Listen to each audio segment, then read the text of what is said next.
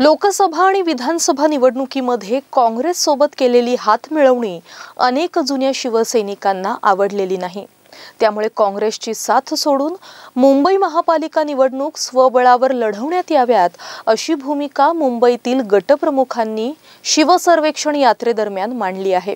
तसंच विधानसभेत लाडकी बहीण हा मुद्दा प्रभावी ठरल्याची कबुली त्यांनी दिली आहे, अशी माहिती उद्धव सेनेच्या एका पदाधिकाऱ्यानं नाव न घेण्याच्या अटीवर दिली आहे। आगामी महापालिका निवडणुकीच्या पार्श्वभूमीवर उद्धव सेनेकडून मुंबईमध्ये शिवसर्वेक्षण यात्रा सुरू करण्यात आली आहे। 36 विधानसभा मतदारसंघासाठी पक्षानं 36 निरीक्षकांची नियुक्ती केली आहे। या निरीक्षकांनी वॉर्डनिहाय गटप्रमुख, शाखा प्रमुख, माजी नगरसेवक यांच्याशी विधानसभेत काय चुकलं आणि महापालिका निवडणूक जिंकण्यासाठी काय करावं लागेल, तसंच पक्षांतर्गत कुरबुरी आणि चढाओढींची माहिती घेण्याचा प्रयत्न करण्यात आलाय, असं ते म्हणाले। काँग्रेस सोबत असल्यामुळे हिंदुत्वाचा मुद्दा प्रखरतेनं मांडता आला नसल्याची कबुली काही गटप्रमुख, शाखा प्रमुखांनी निरीक्षकांना दिली, असं या पदाधिकाऱ्यानं सांगितलं।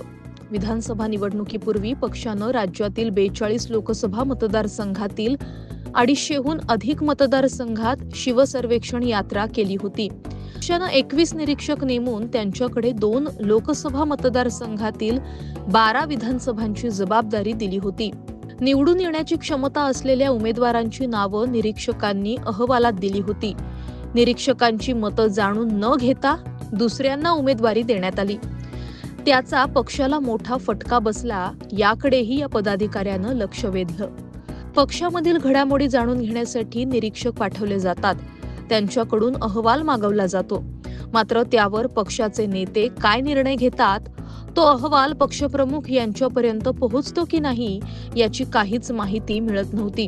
मात्र यावेळी स्वतः पक्षप्रमुख उद्धव ठाकरे हा अहवाल पाहणार आहेत, यासाठी त्यांनी शनिवारी मातोश्री निवासस्थानी निरीक्षकांची बैठक बोलावली।